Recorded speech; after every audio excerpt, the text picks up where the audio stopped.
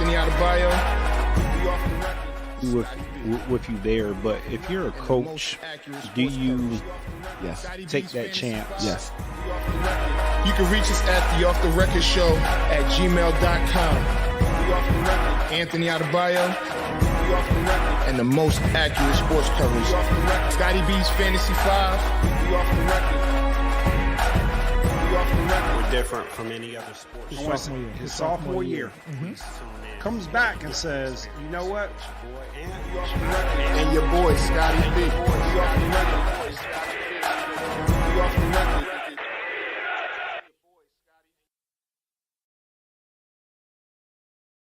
Well.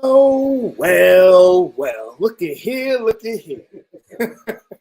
This is Off the Record. I'm Anthony Adebayo. I'm good, man. It's been a rough day is an understatement, So I guess we'll start there. I do want to say rest in peace to one of my old teammates, Derek D. Will Williams. He passed away this morning. So yeah, man. So shout out to him. We're gonna make sure your legacy lives on, and we go from there, man. So shout out to him. Rest in peace, D. Will. Again, my condolences and rest in peace, D. Will. I know him, but it's always unfortunate to hear about that. Yeah. Or anything like that. But other than your morning being bad, how's everything been going, man? I mean, we have a lot to talk about, and I swear I just feel a disagreement. Dang. Coming. I haven't even spoke to you about what we need to talk about, but I already know we do not agree on whatever we need to talk about. So let's start somewhere where we can agree, and let's start in the NFL. I don't even know if we'll agree there, but so you have Cowboy. You're a 49ers fan. I'm a Cowboys fan, and both teams doing pretty good now. Let's start with you guys. The quarterback's hurt. Okay. He has Super Bowl aspirations. Your quarterback, he's taking you to a Super Bowl. He's taking you to a Super Bowl. What are your thoughts? Are you gonna? Is it a wrap, or do you still have hope? I still have a lot of hope. Now, first, I will say this, right? I'm not going to sit there and act like Rockville getting hurt wasn't a bummer, right? Mm-hmm. But as a fan, I feel like that I was pretty impressed with what he was able to do. Once Garoppolo got hurt, we were still able to get it. Tough one. I mean, Miami is a tremendous team. Right. So him to be able to come in there, and the defense played really good that game. Mm-hmm. So I do want to see a couple more weeks. I don't think it's time to necessarily panic. Right.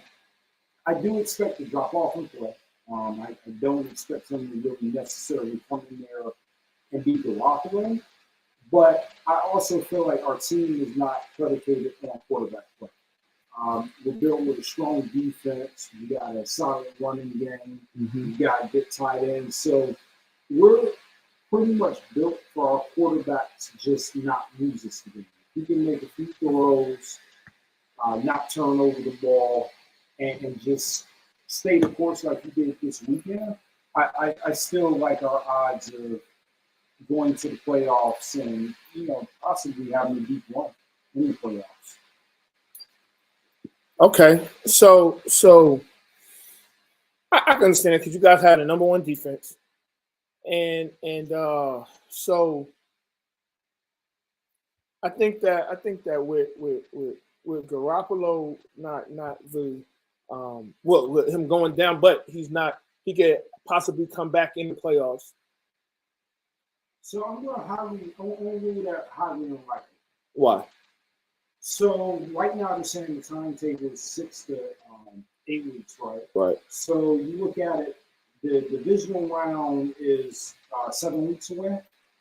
And then you look at 8 weeks, that's the NFC Championship. Mm-hmm. And that's not to say that it's going to be in football shape. That's just when he can really resume football activity. So there's a possibility that he could recover a lot quicker. But to me, there's a lot of what else there. So I'm just preparing that he won't be able to return. And we're just going to have to go with Brock Purdy. And possibly maybe we kick the tires on a veteran. You got Josh Johnson. We did pick up Josh Johnson. He's familiar with the organization. Absolutely. I don't know if he's necessarily the answer, but again, we're in a position where we're not really asking the quarterback to do much. It's going to be a drop-off, but if he can just come in there and just not turn the ball over and maybe stay the course, then maybe we'll be successful. Okay, so let's go across down south to the Cowboys. And so I like what I saw, of course, in that fourth quarter. That fourth quarter was pretty damn good. It was as dominant as you can be. I don't really like to jump to like Super Bowl or playoffs and stuff like that. But I'll say this: we got a shot, right? Yeah. So I like what you guys are doing too. Again, you guys so, and you can correct me if I'm wrong. I think this is why disagreement can happen. In the past, the Cowboys, in my opinion, have relied on Dak Prescott a little bit too much. They relied on Tony Romo a little bit too much. And I think that with them relying on those two, it got mediocre results. I think for the first time in a long time, the Cowboys, they've got the number 2 defense. Some would argue even a better defense than the 49ers. They've got a very good running game. Nice 1-2 punch. They've got receivers, they've got a tight end, and they're getting solid quarterback play to where it looks more like a complete team. Right. And I think that, and the proof is kind of in the pudding, right? So, in week 1, we had Dak Prescott go out, right? So you guys, you won a couple years ago. When Dak Prescott was in his contract year, you saw that he needed to get paid. That year, that was the consensus that, they're not a better team without Dak. That right there, to me, solidified his contract that, hey, you can keep messing around with Andy Dalton and some of these other guys, but this is your guy. This year, when he went down, you had Rush that was able to come in and pretty much hold the ship down. Right. And even some even would make the argument, and I don't subscribe to this, is that the team is even better without him. To me, that's a sign of a good team. When your quarterback is that interchangeable, where it's like, okay, he was able to. He went 3-1 during that stretch. Yeah, 4-1. 4-1, and then that comes back, and it's like, okay, the team is firing on all cylinders. So I definitely see a difference in this year's Cowboys than the previous Cowboys team. Yeah, I actually agree with that. So I don't necessarily think that those other teams relied too much on that. I feel like there were just times where we just didn't execute, whether it was defensively. If you look at Dak's first playoff game against Green Bay, he played good. He had a rough first half or a decent first half. Second half, he was lights out. Came back. When you need one stop, you got to get that stop. But you look at this year, and I agree. I mean, we're playing complementary football. I feel like with the way we're running the ball. Now, the one thing that it makes me a little nervous is our pass blocking. It's a little tough, but Tyron Smith is coming back. And if we get half of what Tyron Smith has been in his career, is looking up. Is looking up for the Cowboys. So I mean, one thing I will say is, going away from the Cowboys, I do see each team has some sort of chinks in their armor, right there, where it's like, you know. But you can say the same thing for the Eagles. I know they're 11-1, but there's something about this team that I just can't buy. So I will say this, right? Mm-hmm. I've been impressed with the Cowboys defense, Mm-hmm. but I've been impressed with the Eagles defense.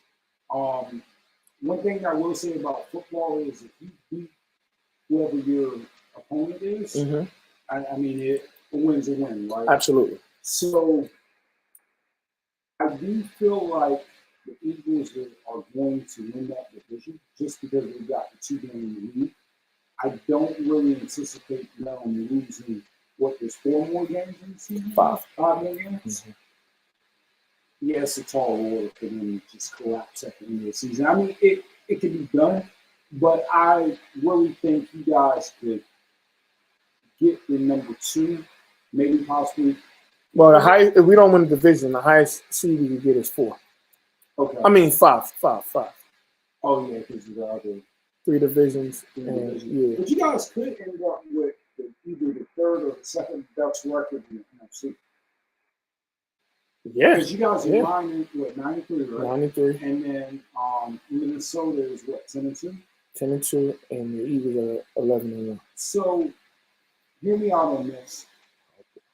I believe more in the Eagles than I do the Vikings. Oh yeah, absolutely. Yeah, I'm not saying the Vegas doesn't even believe in the Vikings. This weekend, the Lions 5-7 are favored against the Vikings. Wow. The Lions are favored over the Vikings.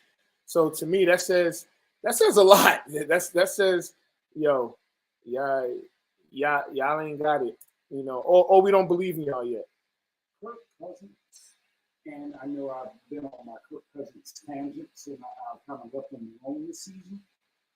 He looks like he's aggressive as the season goes on. And what I mean by that is, like, what's been making him successful is his ability to get Justin Jefferson the ball. Mm-hmm. You know, the addition of T.J. Hawkinson, I thought that it was going to open up the offense a little bit more. But what it's shown me, and this is a hard order, if you could somehow figure out how to shut down Justin Jefferson, mm-hmm. that team could be beat. The defense is, you know, it's okay. The offense, they've got some offensive weapons, mm-hmm. but for whatever reason, it feels like they don't really utilize other offensive weapons. Like Thielen, Hawkinson, like it's going to be up and down where they're not going to use them. Right. Dalvin Cook, yeah, he's been having a pretty good season, but it's not the lights out. We're going to shove the ball down your throat. Right. Type of season. So I'm not always saying. All right. So what about the Buccaneers? I mean, it's interesting because right now they lead probably the worst division in football, and they will have a home playoff game right now. Booker McFarland said it the best, and okay. Yeah. So I'm a huge Tom Brady.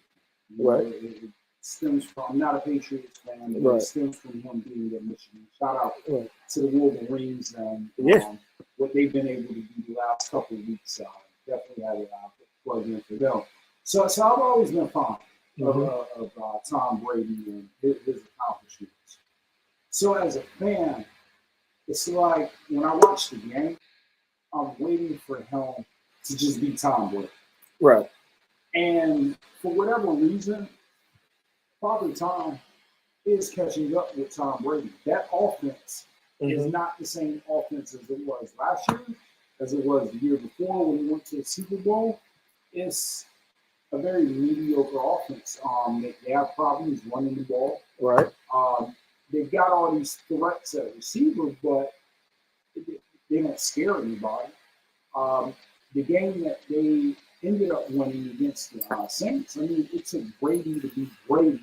Yeah. I mean, don't ever give him the ball with 4 minutes left and think that he's not going to, run the clock down and he's not going to do his thing. So I feel like they were able to steal a game. They've been able to steal a couple games this year. Right. Am I sold on them? No. The team just does not seem like it's all the way together.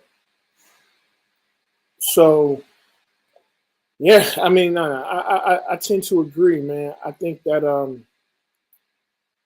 I think that they have a good defense.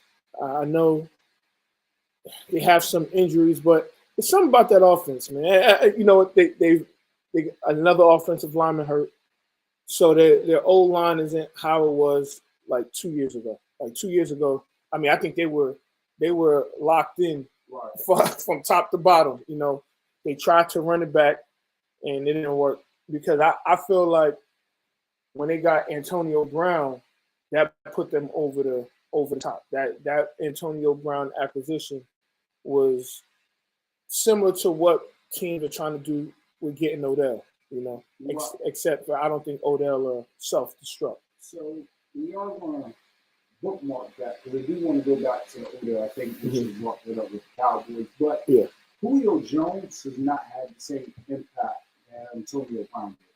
And Correct. I don't know if anybody felt like he was going to have the same impact, but I felt like him coming in, they needed that spark, and they never got it. Mike Evans has been Mike Evans, but for whatever reason, it doesn't look like or appear that they're on the same page. Losing Gronkowski to retirement has actually hurt him. Tom Brady, he plays better when he has a tight end. I guess a lot of quarterbacks do play better when they have a tight end, but the retirement of Gronkowski really impacted him. What I've also noticed too, and he did it a lot more in his previous game against the Saints, he likes to check down the ball. He needs a safety blanket there, whether it's tight end or it's a legitimate back out the backfield that can catch the ball. And just like a James White type. Exactly. And he's made a killing off of those little sneaky, hey, I'm not really rushing the ball, but I'm going to catch it underneath. The one thing that I will give Tampa credit for is the defense. They still have a top-tier defense that can shut down anybody's run. Yeah. So we actually have somebody that's going to join us real quick. Let's see if this could work. I don't know. Let's see. What's going on, man? Yo, what's good? We got Jamal here. Him all. Yo, so I know y'all boys cooking today though. Y'all cooking. Yeah, well, we trying, man. Cause we got, we gonna get into some prime, but I did take a note that I want to address though. A little discrepancy. Oh, absolutely. And it was something you said. I mean, you said that the Cowboys' offensive line, as far as pass protecting, I mean, we got the least sacks in the league, which that doesn't necessarily. Does that mean Dak is maybe putting himself in position to not get sacked, which should be a feather in his cap that, people don't really like to give Dak a lot of credit. We know that. Agreed. But where our win rates on the pass blocking is where we've struggled this year. Now that's where quarterback got to pick you up sometimes. No, absolutely. But with that said, getting Tyron Smith back is gonna help tremendously, especially with the way Tyler Smith has been playing this year. I think that and that's been a surprise. He is a first round pick though. So I didn't expect that. So why didn't you though, Scotty?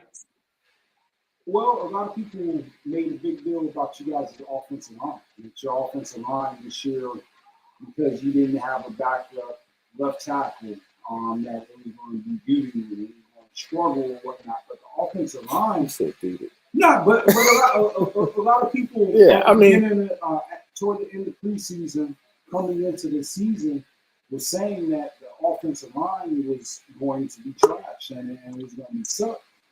But you look at the way that you guys are rushing the ball. Mm-hmm. I mean, it's been pretty good. And you guys, what went out there and you got Jason Peters, but for all intents and purposes, I don't know if you guys need it. Oh no, depth is always good. What depth is good, but I feel like most people were saying that you guys had to make that move, and I'm not sure you had to make it. I think. Well, you know how it is. Everybody in America could coach the Cowboys except the coach of the Cowboys. Apparently, he's terrible, but we're about to have our first back-to-back winning seasons since like 2000. Yeah, it's maybe 99-ish. You know what I mean? So, yeah. And that's the key to being a Super Bowl caliber team is consistently getting to the playoffs. Every year we go, then we don't again. That's not how you win. That's not how you win in the NFL. You got to be there consistently to give yourself a chance in that very difficult tournament where a punt return can lose you a game and it's over, you know. But yeah, I just wanted to address that. Yeah, so in all fairness, right, for all the Cowboy haters, and you know, normally I am a Cowboy hater. When you evaluate Mike McCarthy, it seemed like he may not have been the right guy early on for the job. The team didn't really seem like it was responding to him. But that was that's unfair, though. It is unfair because we didn't give him the opportunity to put his stamp on it. I think, like, for me, even though Mike McCarthy has a Super Bowl, I don't think I've ever given him, or a lot of people have given him his credit for having that Super Bowl. I think a lot of people will say, and this is unfair, but I'm just saying the optics is that he had Aaron Rodgers, right? So a lot of people credit Aaron Rodgers more for having that Super Bowl opposed to, hey, maybe he was just a good coach that got a Super Bowl. So when he got to Dallas and he started looking at what he brought to the table, you saw the team that didn't really look disciplined. You didn't really see like what Mike McCarthy was bringing to the table. But once he got a solid defensive coordinator in there, he hit on some draft picks. The offense looks like that it's legit. I mean, it's a legit offense. It's a very balanced attack. You have to give him this credit. So I think early on, if you weren't a Cowboys fan and you were looking at it like, I don't know about this Mike McCarthy guy. But when you fire a coach, it's usually because your culture is bad. Your roster might not be quite what people think. Any coach of significance wants to put his imprint on the team. You turn over at least the bottom third of your roster, and we got rid of a lot of quote unquote star players also. So, and it was a COVID year, his first year there. All the distractions in Dallas. It's a little bit different than, you know, having your first year of COVID in Milwaukee. It was a COVID year, and Dak got hurt. Yeah, and every free agent that we signed was a dud. We signed Dontari Poe that year. We signed Gerald McCoy. He gets hurt before the year starts. We signed Daryl Worley, who might be the worst defensive back in the history of the NFL. So, stop real quick, Jamal. Hold on. So, Jamal feels about Worley how I feel about Nate Peterman. I think Nate Peterman is by far the worst NFL player in the history of the NFL. Ooh, that'd be an interesting case study. But let's get we got one more person joining us. All right, what up, Phil? It looks like you're in 1984, but what's up, fellas? So real quick, just to piggyback on what we were talking about a little earlier, I think Odell is his situation right now is similar to that of Antonio Brown's in 2020, where teams that are contending. I think right now they're saying it's us, the Bills, and who's the third team that they was talking about that he might go I thought at one point they were talking to Chiefs. Nah, that was early, but nonetheless, it almost feels like he's that missing piece. But now with Buffalo losing Von Miller, I think that I don't care what anybody say, that hurts. That I mean, ultimately you're back to where you were last year. because the main reason why you got Von Miller is because you couldn't get a pass rush. And he leads your team in sacks, and now he goes down. So it's really on Odell Beckham. He's got to decide what he wants to do. I actually am with the Cowboys on this. I don't know if I give him a long-term contract without seeing what his capabilities are. Because, so what I'm hearing, you guys can correct me if I'm wrong, the holdup is he won't work out for him. It ain't just us. He didn't work out for anyone. Yeah. That's what I said. Yeah, he didn't work out. He's not working out for nobody. So I mean, Odell Beckham hasn't had a dominant season in the NFL since like his third year in the NFL. I mean, if we keep it a bean, it's a name. But he was exactly. So I want to say he's just a name because last year. No. You didn't let me finish. I'm saying it's a name, but is it worth giving? If he's saying I want a 4-year contract of Gallup's caliber, 4-year. No. In that $11 million year range. Okay, so he wants a multi-year deal. What do you do? Because you could draft someone next year if you really think wide receiver is your position of weakness and not affect your cap. But if you can get him for this year and one more year, I think you do it. Right. I don't think you stretch him out far, Pauls. But I do think that it's worth it. But really, you getting them for the threat. You getting them for how defenses have to react to him. Absolutely. And to open things up even more for CeeDee Lamb. But, it's a bonus. I don't think it's as a big of a addition as Antonio Brown was. One, because Antonio Brown was relatively healthy. And Antonio Brown controls the middle of the field. And with Gronk and him out there together, that's where Brady really likes to win, is over the middle of the field. Absolutely. What's your thoughts, Phil? No, I think most impact for him is it's a 2-man race. It's Buffalo or Cowboys. Those are the only 2 teams that really makes a ton of sense, where he becomes that extra ingredient on the top to push them to that Super Bowl level.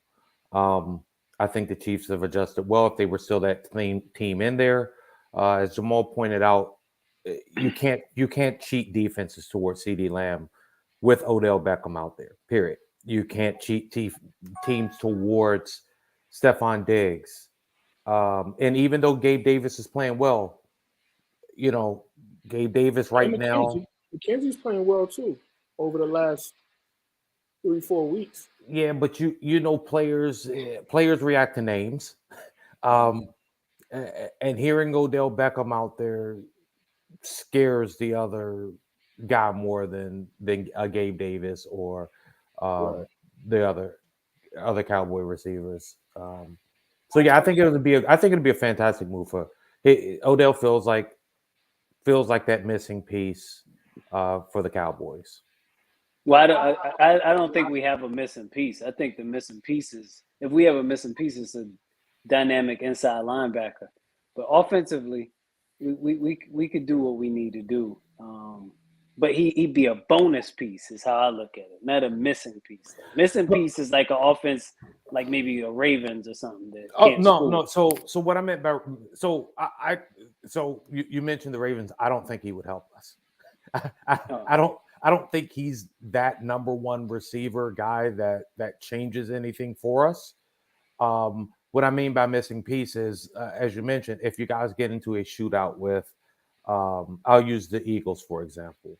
We can shoot out with anybody with the best of them. Yeah, but I'm just saying, if you have that shootout, they can't late in the game roll coverages. At this point, they got to live and die by what they got out there, and if they can check CD one-on-one. That's what I mean by missing piece, not so that you're incomplete. But I'm gonna say one more thing on that, Phil. I think Dak Prescott and Kellen Moore, CeeDee Lamb moves a lot, so it's harder to roll your coverage to CeeDee Lamb. I think last game he moved on 80% of the plays. Every catch was on the move, and I think Dak is underrated at the line of scrimmage and getting into the right play, where Dak is not great as second actions. But as far as getting into the right play, moving people where they need to move to oppose that particular defense, he's good. But when he guesses wrong, resetting and getting it right is not his strength. All right, so we ain't gonna make this the Cowboys, and I know we sometimes could. You said you ain't got no winner of the week this week. All right, well, it's just Why about y'all's that cameras time. look so good, yo? Why y'all two? Y'all got some Hey, deluxe man. joints? They get the 8K TV camera. Hey man, look, Yeah. we trying. So look, thank you. All right, so I mean, there's been a lot of talk, and I mean, it's only right that we talk about it. Deion Sanders, and we'll all have the floor because I think that this conversation is gonna spill over to the folks that are watching, and if you're watching and you feel like you have something interesting to say, respectfully, we may add you to the show. If not, oh well, we good with what we got. So if you've been under some rock or been on Mars or wherever, Deion Sanders has left Jackson State, of course, and made his way to Colorado, University of Colorado. And there's been some love for Deion. There's been some backlash for Deion. And I think we all individually have our own points and feelings on that. Me personally, I do like the move. I feel like, and we'll get into the whole HBCU thing and the pressure on that they tried to put on Deion about his move. So, Scotty, we'll start with you in regards to what you think about the move and just what's your thoughts?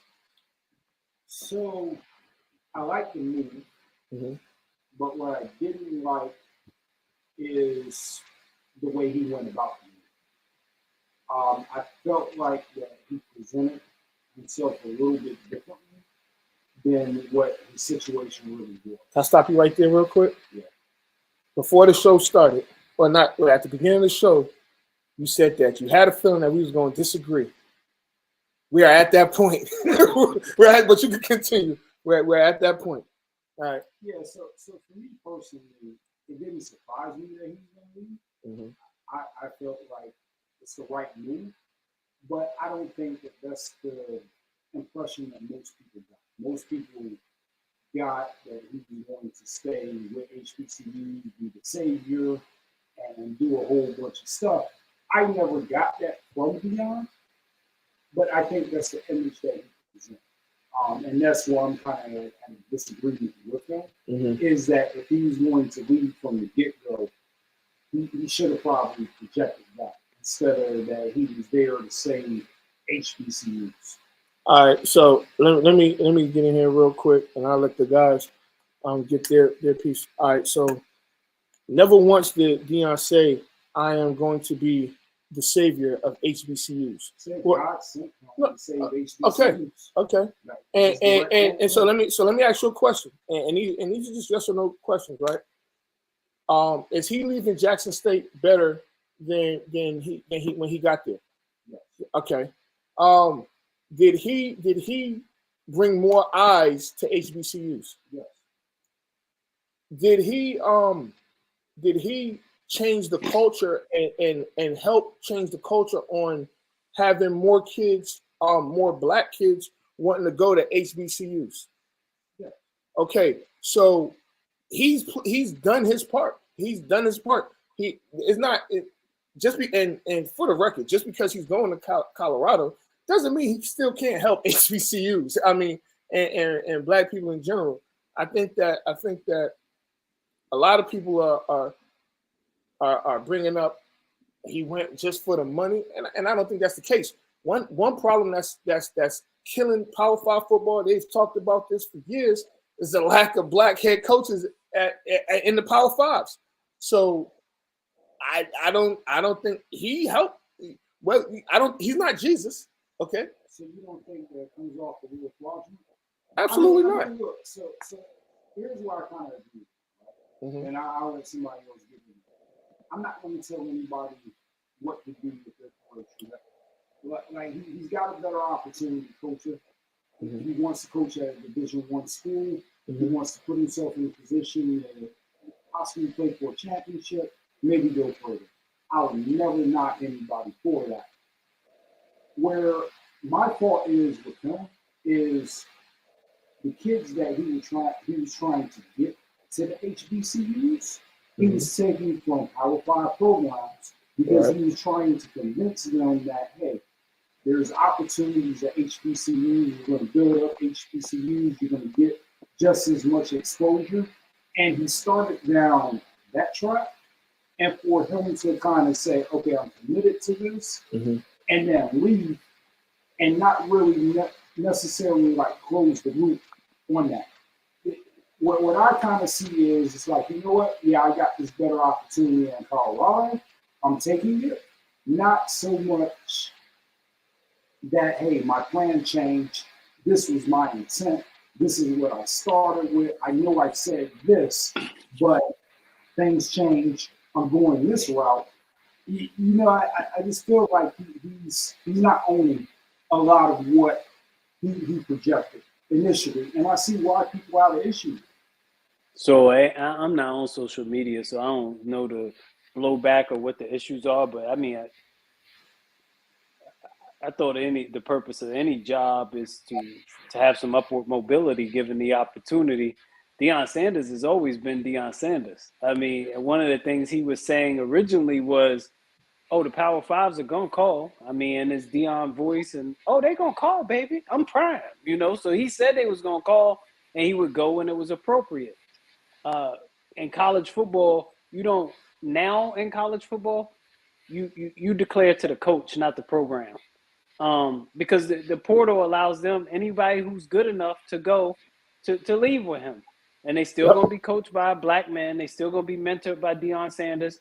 And what he did was raise the profile of HBCUs and say, all right, some of you other brothers come and get your start there. HBCU football, because it's lowly funded, is going to be minor league college football. That's just a fact. But it could be high level, well-executed minor league college football where now black coaches can get their starts and then work their way up. Prime could have started that process. You don't got to sit there for 30 years to prove that you love HBCUs, that you love black people. He did his job. I got a question for you, Jamal. Go ahead. I'm not disputing that, but what's wrong with articulating everything that you just said? I think he did. Like, I think he is spot on. I don't feel like he articulated that. I think he did. I think he did because he still got to recruit while he's there. He still got to raise the profile. He can't say, hey, I'm leaving in 2 years. That's the job. That's college football. That's been what Patino, whatever his name did. That's been what Nick Saban did. That's been what Brian Kelly said he wasn't leaving Notre Dame. That's been college football. In order to recruit, you have to give the impression that you're all in. And you are all in until you're not all in. And then you move on. But what he's saying is – go ahead. I'm sorry, Ant. Go ahead. Oh, no, I was just saying, Brian Kelly literally told my nephew a week before he left that he's not leaving Notre Dame. He said, I'm not going nowhere. I'm here. And a week later, less than a week, because that was like a Tuesday or Wednesday. That following Monday, his bags was packed. He was in Louisiana. So I don't feel like that's the same situation. And I think that that's where we're all at a disagreement is people are trying to compare this to somebody better in their opportunity. I think there's one side of it, right? Mm-hmm. So if Brian Kelly is like, you know what? I'm committed to reforming black colleges. Like I'm here to do work. I'm not about the money. I'm not about advancement. I'm not about this. I don't think Deion ever said that though, bro. Deion never said those words. He said the Power Five is going to call. They would ask him about Florida State almost immediately. And he said they're going to call, and when the opportunity is right, but he would say, I'm where my feet are right now. But he's still saying it's not about the money. So again, I can kind of go for that if he didn't say those things, but those are the commitments that he was making initially when he came. Now your plans could change. And let me ask you this, Scotty. Let's switch this up. He stayed at Jackson State and he took Jackson State out of whatever conference they're in, because that happens in college football. Let's say he raised the profile so high for Jackson State that the ACC came calling. Would Jackson State say, "No, we're gonna stay in the SWAC"? No, they would take the opportunity for upward mobility. When Dre had Monster and then Beats called, he took that, and then when Apple called, he took that. That's what you do.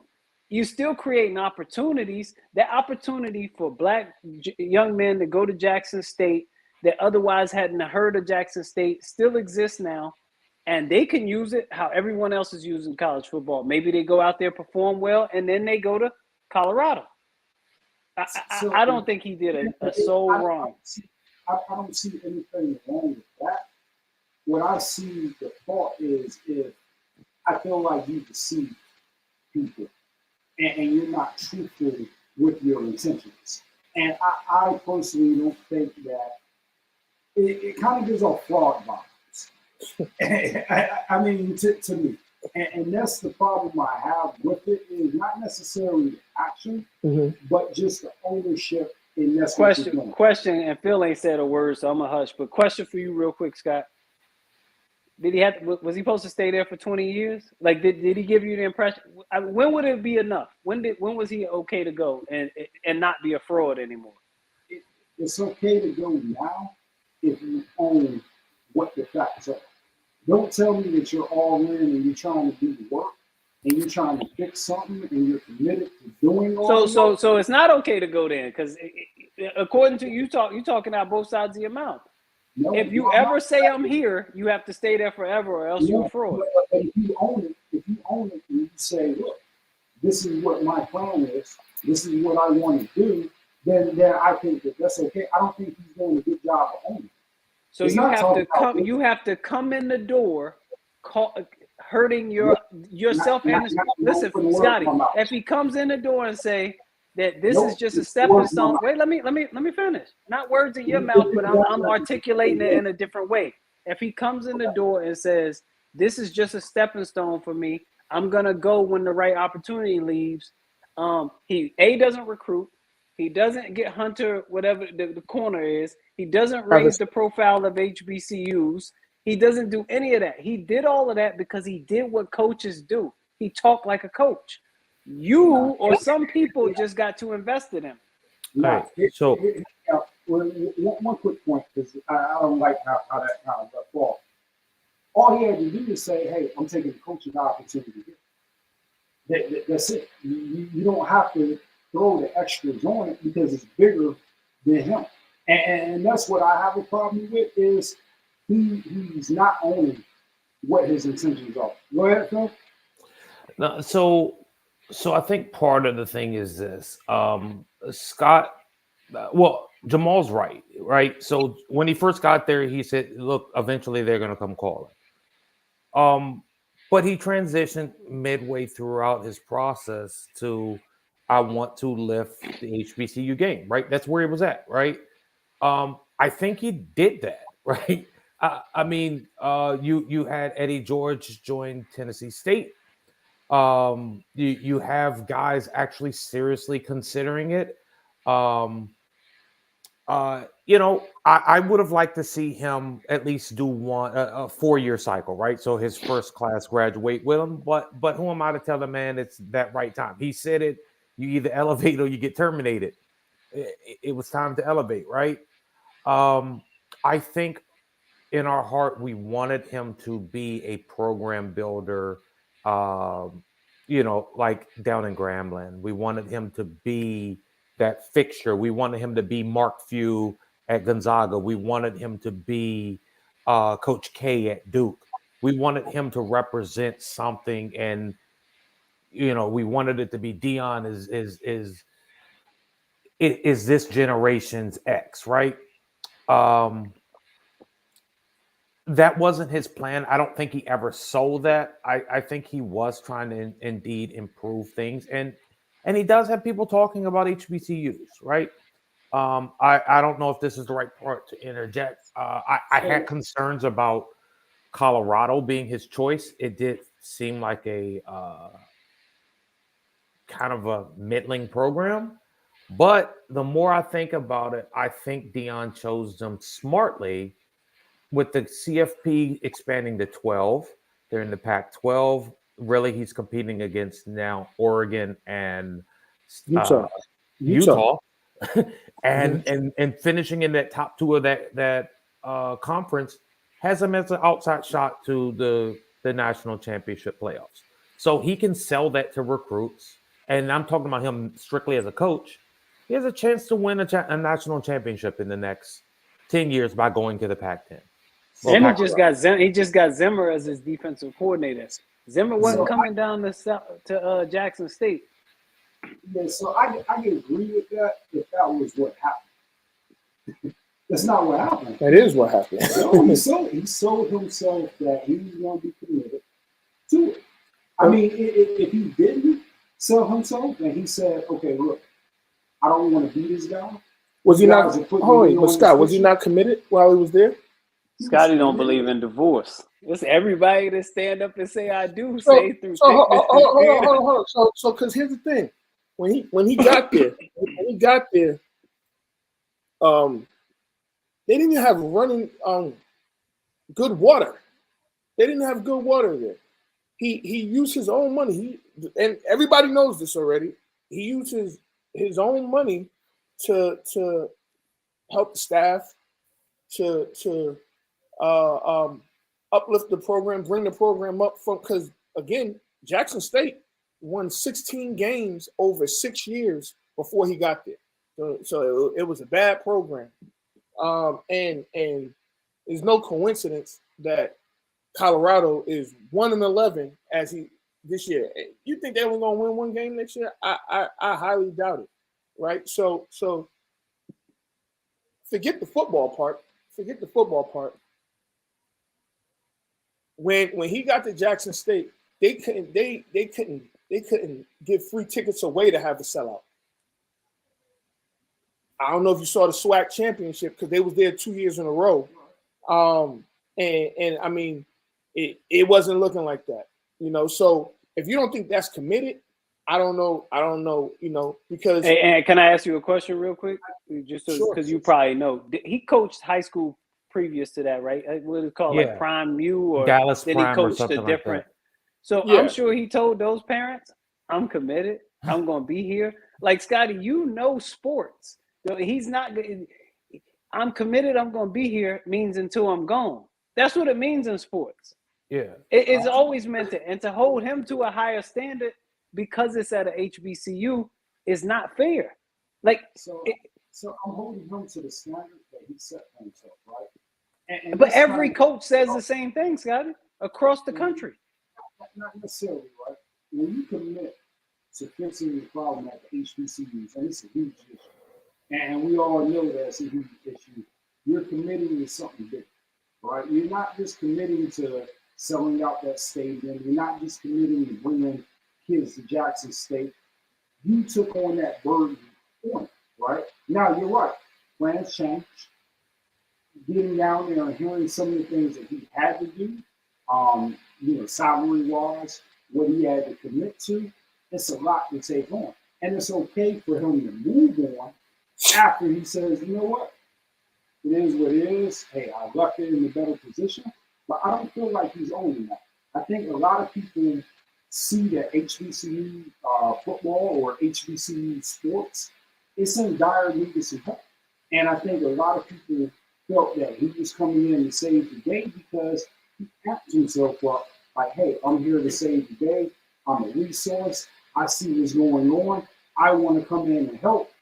And then when you just kind of leave, it leaves that open void to where who else is going to come in? If he's just going to leave, how do we get somebody of this magnitude to fix what Well, we Scotty, as a Scotty, I got some oceanfront property in Tennessee that I want to sell you also. If you just buy everything you believe, please, sir, please buy this oceanfront property from me. It's in Knoxville. And I'm going to give it to you at a good price. I promise you. So I promise you. So Jamal, that's part of the thing, right? You mentioned it, right? He was one of ours. We wanted him to be this generation's Eddie Robinson. We wanted him to be this. They don't realize that Deion in his career has shown he elevates a program and he moves on to the next opportunity, and there's nothing wrong with it. He elevated the Falcons from no one talking about them. And Deion's 55, by the way. He ain't 35. Yeah. So he elevated that program, or the Falcons. He moved on, got the 49ers the championship, moved on and got the Cowboys the championship. The man wants to win. He wants to progress. And that's my point is you're right.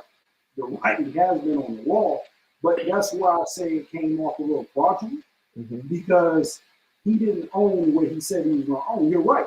He has been like that, and the breadcrumbs has been there. And I'm not surprised. And that's how I started this is I'm not surprised that he followed the money. It's always been about the money with him.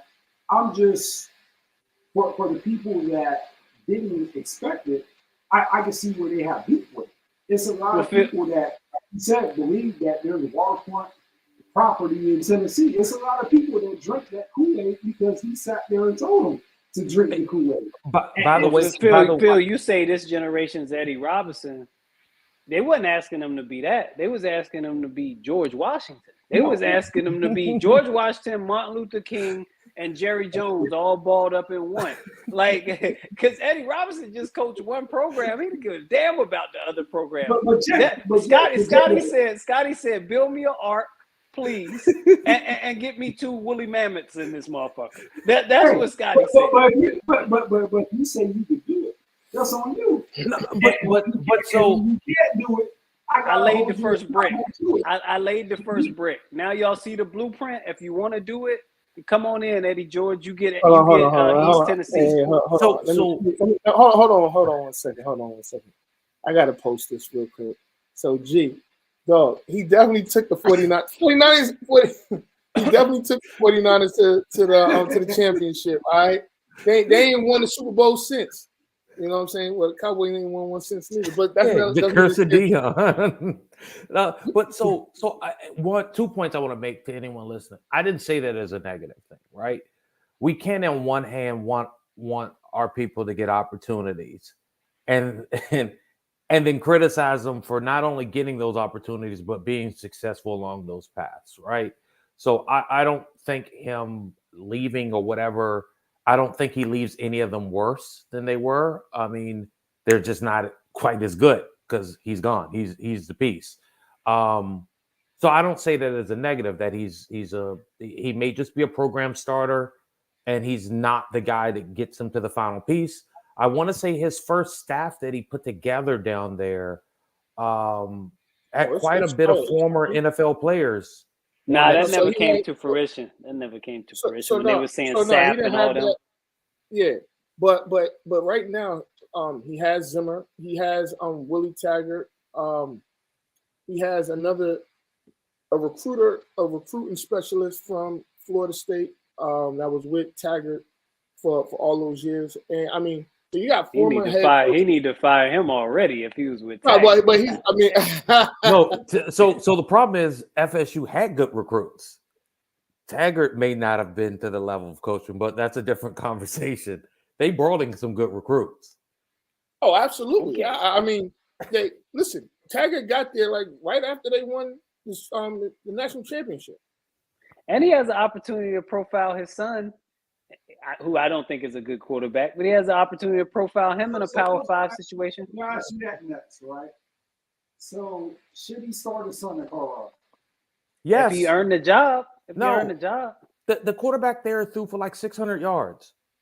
He was a backup. Yeah, I'm saying unless they get if a 5-star recruit come in, then Shiloh or however you say his name, he gonna have to sit it down. You know, but if not, then Shiloh probably know the offense. I was telling Ant, I thought he was low key a bum at Jackson State. He threw a lot of dirt balls, but I think we switched the subjects. My point being, Deion did what he's supposed to do in that scenario, man. He laid the groundwork. The blueprint is there. If you want to get some interest in HBCUs, you hire a high-profile coach, you put a little bit of money in it, but it's still minor league college football. It's going to be minor league college football because there's not enough money in it. It's not enough Now, money.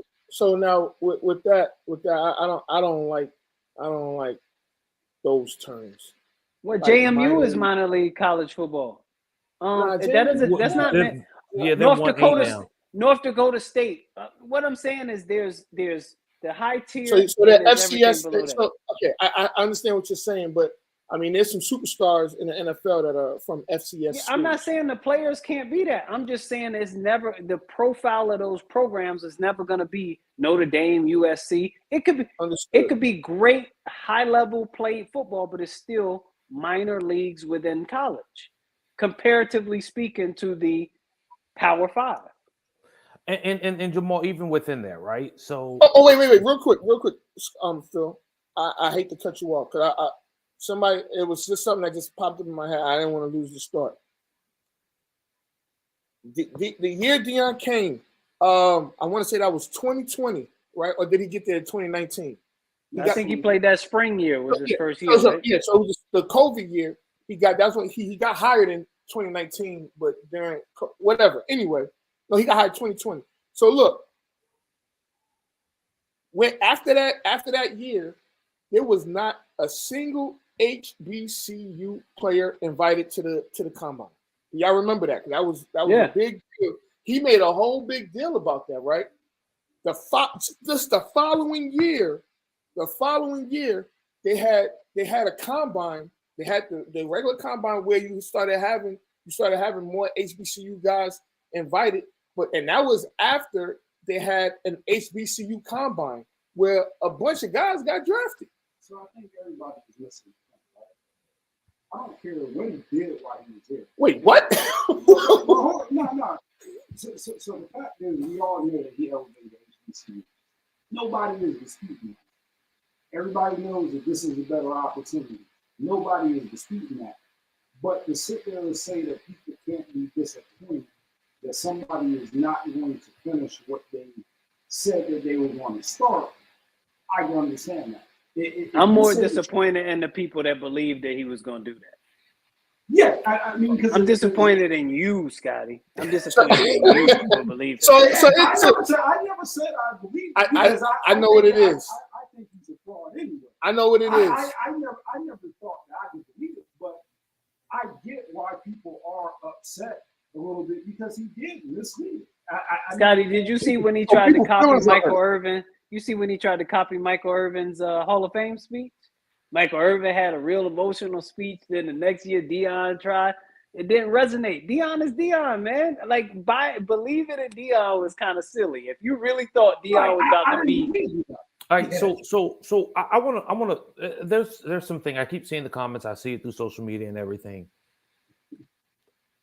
Deion's success at Jackson State wasn't driving 5-star recruits to other HBCUs. They were going to go to Jackson State. They weren't going to all of a sudden go to Prairie View. No offense to anyone out here who was a Prairie View alum. They weren't going to Prairie View. Hey, tread lightly, Phil. You already know. Hey, tread lightly. I don't tread lightly. I'm just saying, like, Deion was going to elevate Jackson State, and by offshoot, the HBCUs when they played Jackson State, they were going to get some light and get on TV. That 5-star recruit is not picking Prairie View. It's just not happening. So for people to think that Deion was magically going to have all these 5-star recruits from around the world come around the United States come to play just in all the HBCUs, and we're going to take it back to the 50s and 60s when there weren't other opportunities, even to the 70s and 80s. It was never going to happen. We're fooling ourselves. To Jamal's point, we were fooling ourselves if that was the line we believed that he was going to elevate, which, by the way, HBCUs is not a conference. It is an affiliation of a bunch of schools throughout multiple colleges.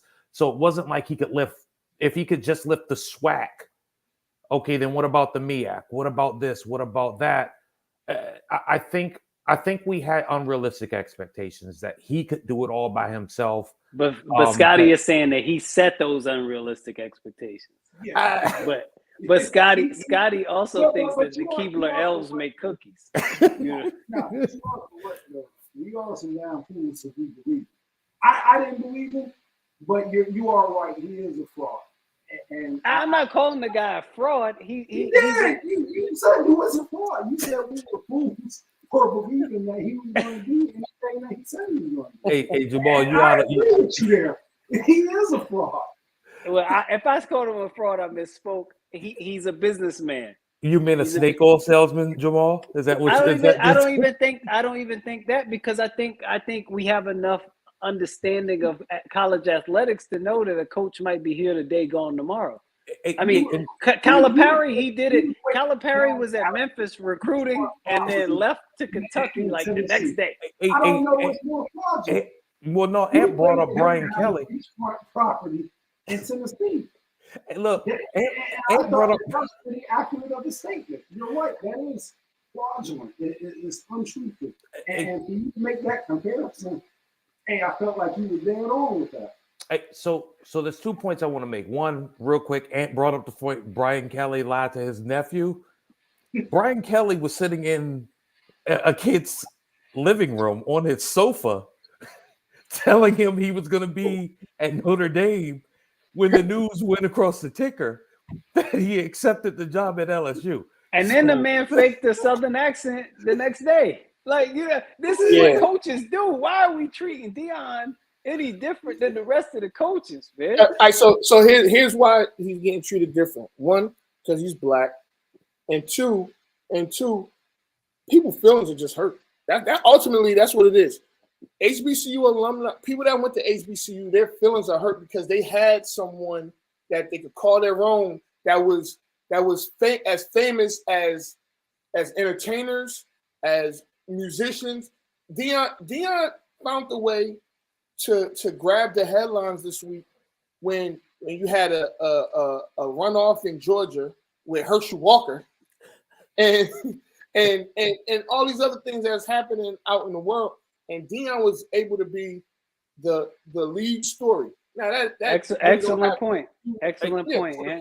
But I think people's feelings at the end of the day, people's feelings are hurt. One, again, because he's black, because he's this big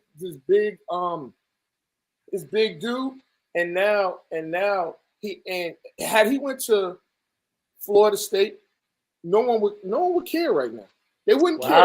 I always felt like not necessarily fraudulent, Scotty, but Deion's a hustler, baby. I knew Deion said, "Okay, I'm gonna get my foot in this HBCU and watch me work," and that's exactly what he should do. Which foot is it? Which foot is it? Is the it one with all the toes. The one with all his toes. Hey. So real quick, Scotty. Let me just quick, Phil. And to your point, that's what we all should be doing, right? You want to hustle to make your situation a little bit better. Like I said, you just presented it a little bit different. Unless he was running a nonprofit. He wasn't running a nonprofit. Go ahead, Phil. My bad, bro. All right, so Jamal's kind of danced around this topic a little bit, and I said something, but I said I wasn't going to go into full detail because I wanted to talk about it on the show.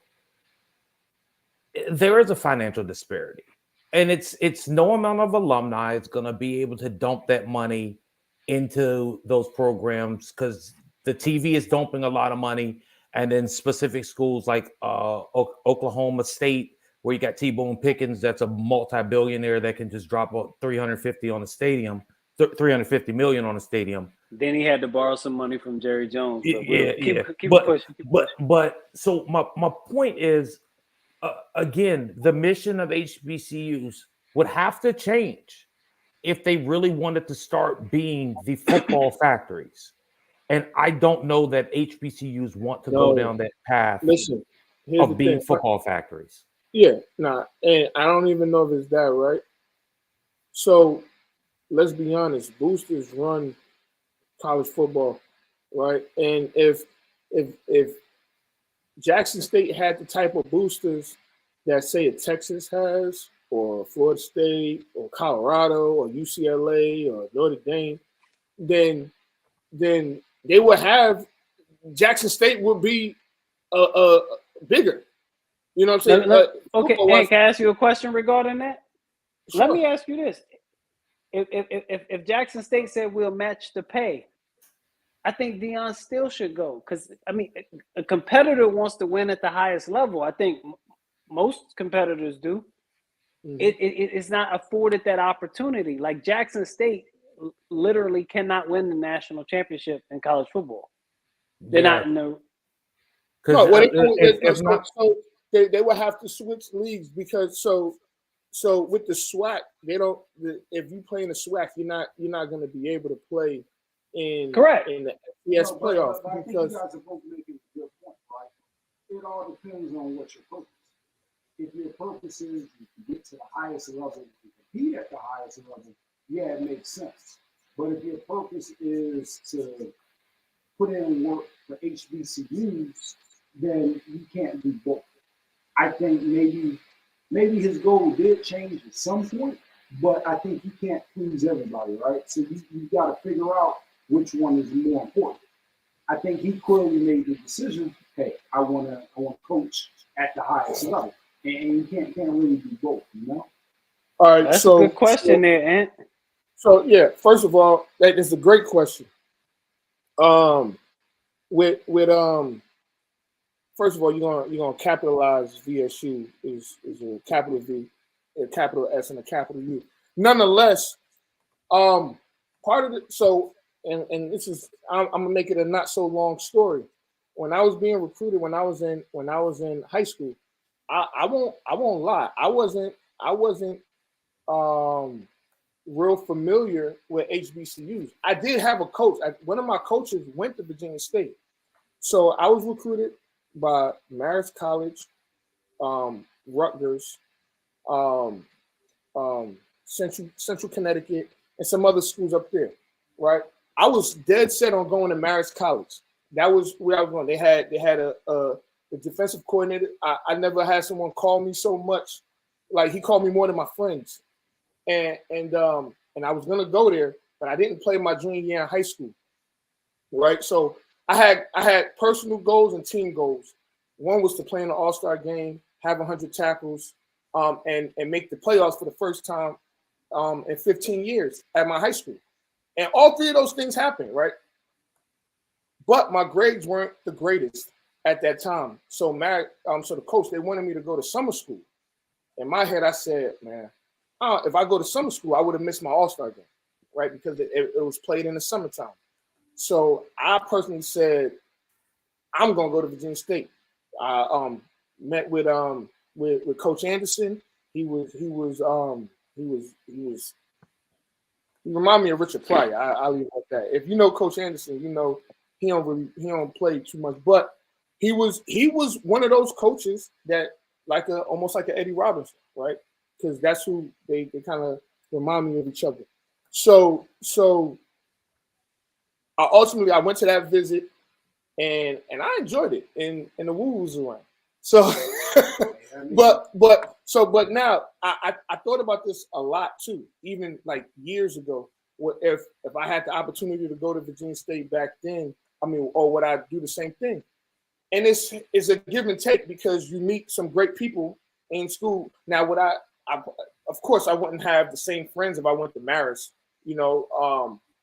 So I don't know. Me personally, I probably would do my experience at Virginia State was a good experience. Now, if I would have went to a PWI, would it have been better? I don't know. I really don't know. So if you could have went to Colorado or Virginia State, I definitely would have went to Colorado. I would have went to Colorado. Okay. I would have went to Colorado. What if Prime was coaching Jackson State and Colorado was still 1-9? Where are you going? Oh no, I'm going with Prime. Because here's the thing. That's to Scotty's point. I'm still going to Colorado. But here's the thing.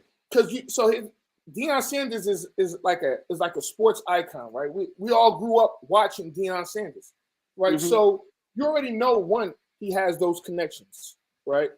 Now I know there's a competitive thing there where if you at Colorado and a 1-9 Colorado team or a 12-0 Jackson State team, but that 12-0 Jackson State team has Deion Sanders and a ton of eyes on them. right? Because they had 6,000 people. But they on ESPN 3 or 4 or 5. No, they definitely playing on ABC on Saturday. Yeah, he got what you call it. They're gonna be playing on game ABC. day. They got game day, college game day down to Jackson State. So they did, but the Pac-10, Pac-12, whichever, it has its own network, right? Like, you know, big. You know what I mean? Like, you could be the scrubbiest team in the Pac-12 and still catch 1 million eyeballs. To your point, well, right? Do they still have? Do they? I don't think the Pac-12 has a channel anymore. Yeah, it's with if it's they tied with have ESPN. So yeah, they do. Or saying, and you kind of made the point. Imagine if he was there 3 more years, what he could have done. Well, we never know. What if his son graduates and they start losing? But I'm just saying, look at what he was able to accomplish in 3 years, and what he possibly could have accomplished. And I think that's what people are looking at. Is that a fair statement? Because at some point, you do have to take care of yourself. You know what I mean? Eventually, the money that they threw at him, you're interested in setting up your family, that sort of thing. But just imagine if he would have stayed for however long he wanted to stay, what type of impact he could have did. Well, he did stay as long as he wanted to stay. So now G has posted some now, and Jeremiah, he went to Norfolk State, right? He's played against Rutgers. I don't know if he played against Rutgers, but I know he played against West Virginia, and they beat the brakes off of them. He's gonna say, "Oh, but it was a close game in the first half." I remember that game. Yeah. You're talking about when Geno Smith was there. Mm-hmm. Yeah, and it was a close game. So, but that's besides the point. The thing is, he's right. They can schedule those bigger matchups, right? But if they schedule them, like he said, I'm not going to put my kids through that. That's what he said. I'm not going to go put my kids through a situation where the O-line and D-line don't match up. Skill positions, I think, will be fine, but I'm not going to be no sacrificial lamb for Alabama to roll me up 77-7. Yeah. Like that's not cool. I mean, but that's a money grab. So hold on. So a couple of things. So a couple of things. One, schedules are usually made years in advance for most of the games outside of conference, right? Cool. Unless you're going to be the sacrificial lamb to Alabama, they leave one of those things out there every year, right? Like, hey, who wants to come get this $300,000? And some of them offered that. Some of them offered Deion that punishment. So my thing, and here's the thing: he takes that game versus Alabama, and Alabama beats them like shout out to Dio, beats them like Freedom beat that team in the playoffs. Now everyone's discrediting Jackson State, right? But if they play Vanderbilt and beat Vanderbilt, people say, "Oh, you just played Vanderbilt." So he was in a no-win situation, scheduling SEC level. Now, if you start talking about FCS level, I know because went to PWI, played football there. Those schedules, we knew our schedules 4 years out. Yep. We knew our schedules 4 years out. So unless you were going to say, hey, in 5 years, we're going to get this game versus whoever's potentially good in 5 years, that wasn't going to happen. So if Scotty, did you watch Last Chance U when it was on Netflix? Yeah, so I watched, I guess, the Oakland season is the last okay, season. I was a big fan of him, and the one, I think the guy was in Oakland, and he was like, some schools called on me to come be like a coordinator or whatever, but I'm with this program. If they would have been calling on him to be a head coach and break him off with M's, he would have shook the spot. I'm saying it again. That's what coaches do, bro. I mean, the Freedom coach right now probably told some kids, come on in. And if he get an offer to go coach at Jackson State, he might take it. You know what I'm saying? Like, it just is what it is. So I get all that, but it goes back to the statement that was made to him, I guess, a couple of weeks ago when he said that he wasn't SWAT. And a lot of people disagree with that statement, but I think the commitment to really do the work at HBCUs and bring them to that level, it's a bigger commitment that a lot of people that don't go to HBCUs don't understand.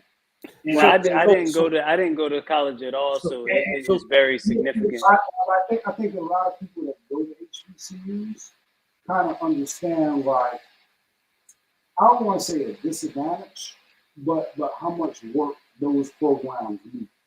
Let me ask you this, Scotty. Do they expect like let's say Charles that we all know and love, yip, if he made it super big in the information technology field, IT field, do they expect him to come back and build a program for that at the school at VSU? Or is it only athletes that are held to that standard? Athletes and entertainers. So that's a fair question, right? If you commit to it. So that's not true. So hold on.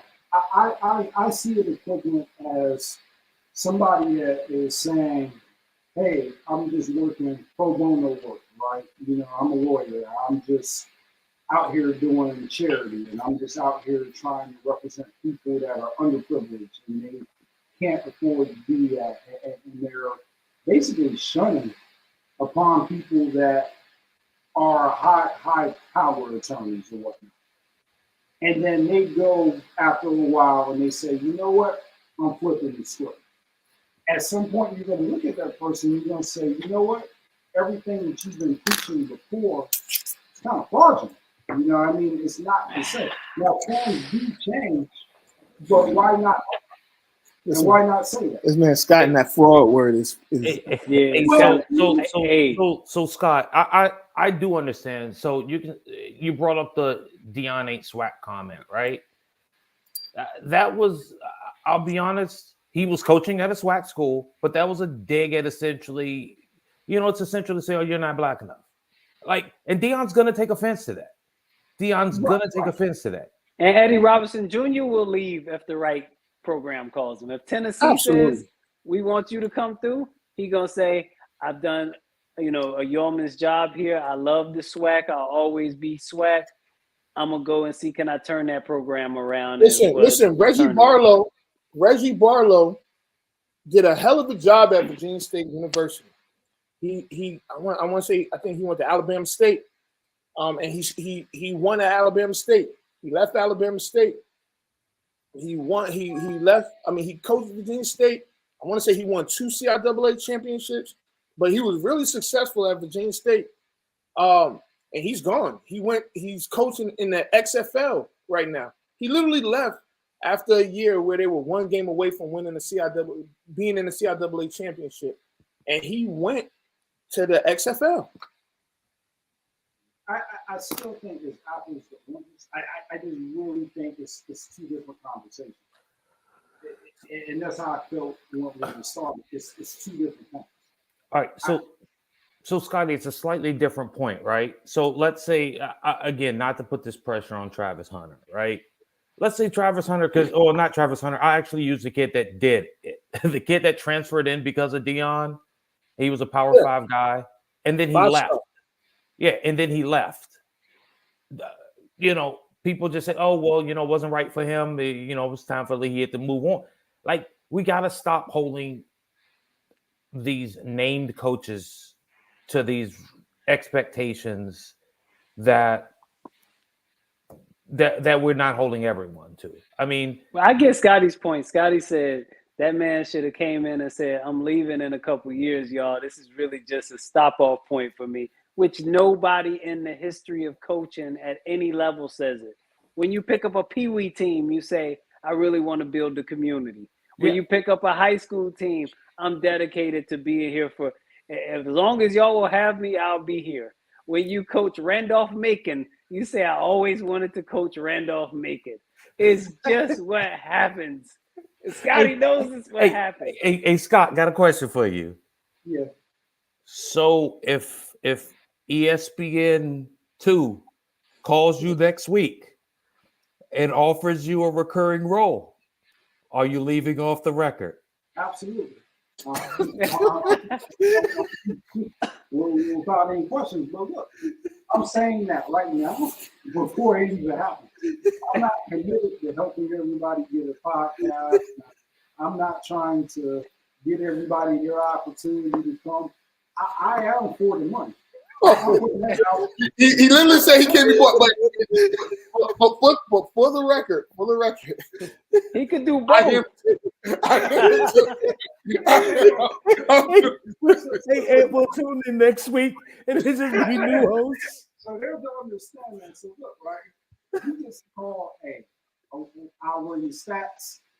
Hey, I'm gonna make. Hey, don't worry. I'm gonna find a way to get you on too. We all gonna eat. You know what? You see how easy that is? Hey, but it's a little different though. It is different. Hey, this is y'all baby. You've been cultivating this for years. Scott, you just leave it for ESPN2 job. It is different, but I will say this: with everything being said, I do hope he is successful. I do too. I don't give a fuck about him. I don't care if he's successful or not. I mean, like, I only cared about him when he had that star on his helmet. After that, I don't care. He's just another dude out in the world. I care about people in the macro and the micro. I don't give a damn about Deion Sanders and how well he does. I hope they win 3 games because I'm a USC, Ohio State, Texas, and Notre Dame fan. What about Virginia Tech? What about Virginia Tech? I don't rock with Virginia Tech no more. They didn't win enough games. You got to win 5 games per year to stay on my roster. All right, so side question, real quick. What do you consider a success for Deion next year? I know Jamal doesn't care, but what do you consider a success for him? I said 6 to 7. Yeah, and the reason why I say 6 to 7 is because Caleb Williams still gonna be at USC and he's still gonna be in the Pac-12. UCLA is still gonna be good. Utah is still gonna be good, and then you got another game, maybe Oregon or something. But I mean, he's gonna have a good class coming in. He's gonna have some good players coming in. Listen, Travis Hunter is a damn dog, yo. I don't know. I mean, and again, is he gonna play both ways still? That's a good question. I mean, I don't see why not. I think it'll be less. I think he'll play more defense than and special teams than offense. I don't think he's gonna play that much offense because I ain't gonna lie, he's a 5-star guy. A 5-star guy playing at Jackson State is like he's playing another year of high school football. And that's not trying to be funny, but the way if you saw him play against those guys this season, it was like he was like a man amongst boys, So, but I think you go to the Pac-12 is gonna change some things. Now he's probably still that damn good, right? Travis Hunter, to where you see it. I mean, you got Mike Zimmer in there now, and he got his OC is the former head coach from Kent State, who at one point led the nation in scoring. So it's gonna be interesting to see how they do. I mean, Deion is Deion, so there's gonna be eyes that Colorado probably have never seen before. I mean, it's gonna be attention that a lot of those guys may not really be ready for. But I mean, Deion, well, he told him get in the portal, like make yourself available because he said my hotline blinging. I appreciate him being honest with these kids. There's nothing. Well, not Scotty gonna say he sold them a dream that the portal was gonna want them. Yeah. Look, here's the thing: more coaches should do that. Don't sell these kids this dream that they're gonna play when you're gonna replace them. So you know what? You know what's funny? You know what's funny about that? You know what's funny about that is he was being real, like because he told those guys at Jackson State, don't go and get lost in the portal because he's gonna know that he sees these guys, so he knows some of y'all. The ones that he's telling don't get lost in the portal are those guys that keep your ass at Jackson State. I'm gonna take the other ones. Y'all still good enough to win the SWAC next year because I think his son has to stay. The safety. Why you gotta say? Because he already transferred from South Carolina. Yeah. Whoa, well, hold on. No. Because so I thought there was JT Daniels, the quarterback, just transferred twice. His sixth school or something like that. Dude's out of bounds. Dude's moving on. Then if that's the case, he's definitely going to be at Colorado. Well, no. So and there's also the rule about departing coaches. Hold on, time out. you can't go down and then try and go back up. That's what it was. It's because he was at FBS, then went to FCS. If he goes back to FBS, he has to sit out a year. Yeah. So if you go FBS, FBS, you know, and speaking of JT Daniels, this dude trying to get a medical red shirt so he can get another 2 years of college football. He's trying to make a career out of being a college football player. NIL is big money in that. But one more question, and I got to roll. Jackson State versus Colorado this season. Who wins? Yeah. Ooh. You got a 1-9 Power 5 school against Jackson State. Who wins? Jackson State will win. Jackson. So You are smoking. So admittedly, where's the game at? Where's the game at? The game is at a neutral site. no, put it at outside of Jackson State. It can be. Let's move it to the. Take it to matter of fact, the game's at Jackson State. Ooh. Jackson State's gonna win. They don't have a line play. They don't have a line play to win that game. Hey, neither does Colorado. That's why they are who they are. Yeah, that's what I'm going to say. Without seeing Colorado play this year, admittedly not watching them, I'm saying if they're average D1A line, they should win that game. Yeah. But yeah, without seeing them play, I can't say definitively. But to your point, yeah, Jamal, that offensive defensive line should be the difference, even with subpar skill guys. And one more thing. This is directed at Scotty. When I was in Vegas, when I lived out there, they had Bishop Gorman. I think they had won 4 straight natties. The coach, I'm committed. This is where I want to be. UNLV called. He said, I love y'all. I'll always have Bishop Gorman in my heart. But holler at me down the street. Yeah. And your kids can get a Scully. And he went out there and went 1-9, 1-9, 1-9, and got rolled up. But you know what? Go get that check. He got a bag, you know. But hey, thanks for having me off the record, boys. I hope if y'all don't go on ESPN by next week, you bring me back. We'll see, man. But man. Hey, appreciate y'all. What you got? Something? You got something, Phil? No, I just want to again thank y'all for having us on. It was a good conversation. Scotty, heal up. Deion's gone. Put a Band-Aid over your heart. It'll get better. All right, man. So, hey, Scott, you got any parting words, man? Nah, man. Thanks for you guys coming on, man. I appreciate y'all. All right, man. I need my bad. Get Philip out of here. All right, yeah, man. Definitely good conversation, man. And hey, listen, man. He ain't lying. If ESPN called, yo, pew. No. I think it's a good conversation, and it's good points all. Right. You know what I mean? It just really depends how you feel about it. Yeah. So we wish him luck, and we'll leave it there. Yeah, I think he's gonna do. I think he's gonna do a good job, man. But we gotta get out of here, man. We've been on here for a minute. This is Off the Record. I'm Anthony Adebayo. Boy, Scotty D. We out of here. Anthony Adebayo. With you there, but if you're a coach, do you take that chance? Yes. You can reach us at the Off the Record Show at gmail.com. Anthony Adebayo, and the most accurate sports coverage. Scotty B's Fantasy 5. We're different from any other sport. His sophomore year. Comes back and says, you know what? And your boy, Scotty B.